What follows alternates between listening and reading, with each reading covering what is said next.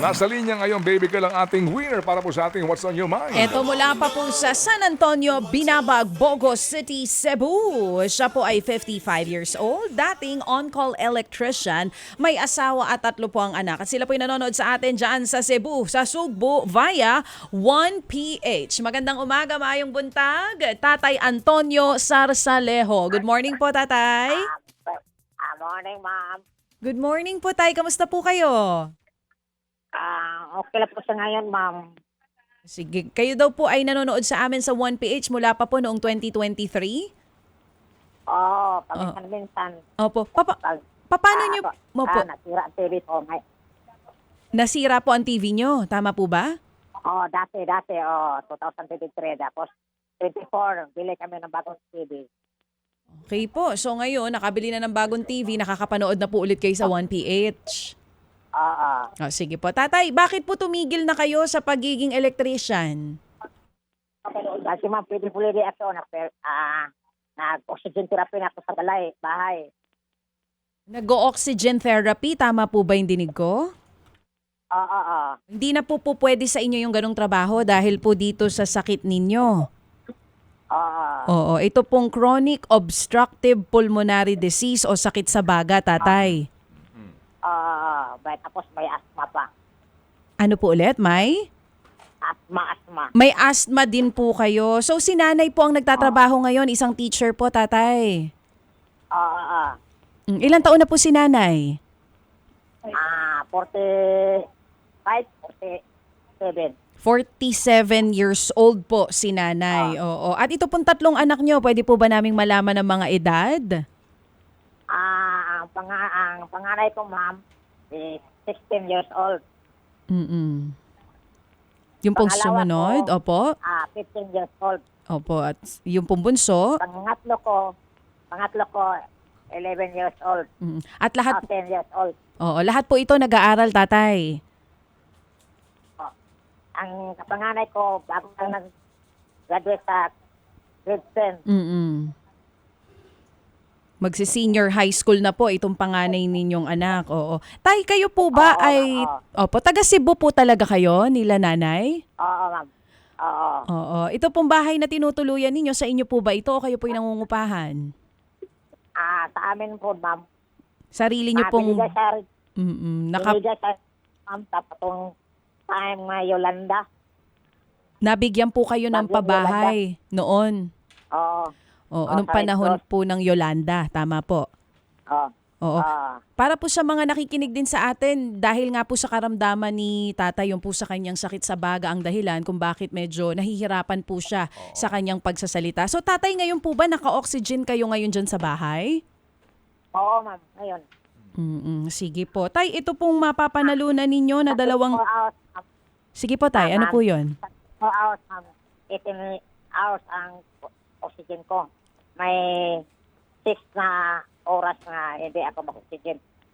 18 hours sa isang araw po, kailangan naka-oxygen po kayo. Yung remaining hours, pahinga na po sa oxygen. So tatay, magkano nagagastos nyo po sa isang araw kung 18 hours po kayo naka-oxygen? Oxygen concentrator po, ma'am.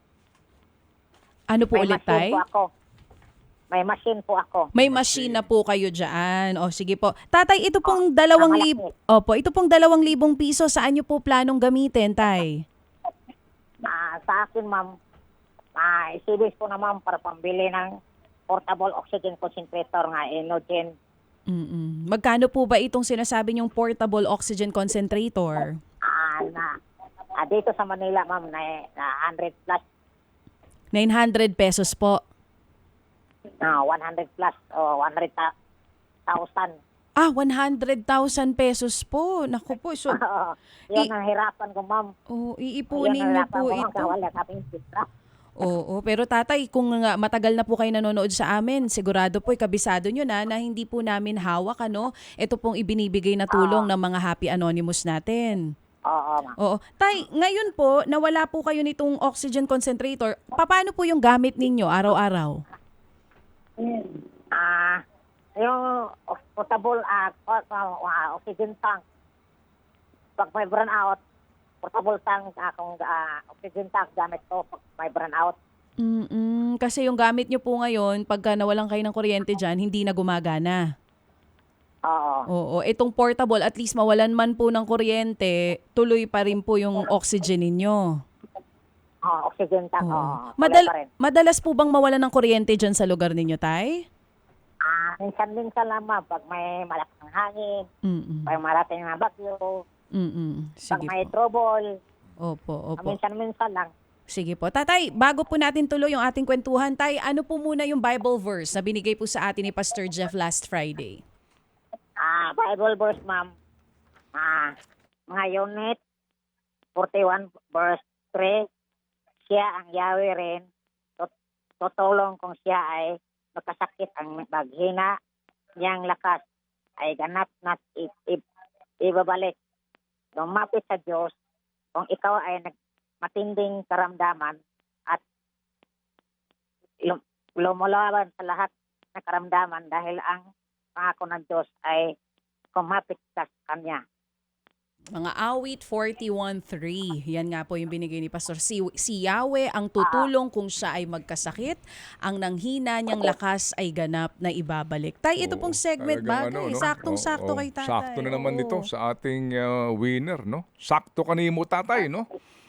Itong bersikulo. Oo, sir. Salamat. Oo nga, sakto. Sige, so yung 2,000 piso, tatay, saan lang ito maaari mo magamit? Kasi yung sinasabi mo na dapat mong bilhin, mahal yun. Oo nga, sir. Ang 2,000, sir, isipin mo na. Pag magdami ng pondo, magbigay sa akin, yun na pwibili. Pag Oo. maabot na 100, Totoo yun? 100,000 yun? Oo, nakita na rin natin dito. More than pa nga 128. 120, Wow. 120, 400 dan, sir. Aray ko, 100 to 120. 120,000. Sandali lang, medyo may kalakihan nga. Sige, so ito muna ha. So tatay, gusto muna namin makita ha yung sitwasyon mo. Hingi lang kami. Alam mo na kung nakikinig ka, nanonood ka sa amin, tatay, ha? Pero ngayon, bibigyan ka ng 2,000 piso. Muli, manggagalang ito ha. Dito kay Happy K ng 1,000 at Happy Golfer ng 1,000 para meron pandagdag diyan sa iyong kahit papaano lang muna itong iyong ginagamit ng oxygen, no? Kasi kung yung 100,000, mahaba-haba pang biyahe yon. Pero hintayin lang natin yung mga patunay mo, tatay, ha, dito sa iyong kwentong ito, tapos tatawag kami sa iyo ulit, okay? Okay, sir. Oo, okay lang. Di ka masuko sa ako, tatay, ha? Nga, di mi makatabang ka nimong Dili naman, sir. Dili. Sige. Sige, magpasalamat ka na muna dito sa atin nag-ambaga ng 2,000 piso kasi hindi pa tayo tapos. Tatawag kami sa iyo. Gusto namin ikaw makita ha, sa video mo, tatay, okay? Okay, sir. Okay, sige. Salamat po, sir, sa mga anonymous. Oo, salamat din sa iyo, tatay, sa iyong panonood. Tumutulong sa akin. Oo, salamat din sa iyo, tatay, ha, sa iyong panonood sa amin. And God bless you and embrace you. Thank you very much. Ayan, si Tatay Antonio Salejo ng San Antonio, Binabag, Bugo City sa Sugbo. Oo, 2,000. Abangan natin yung kanyang video, ha.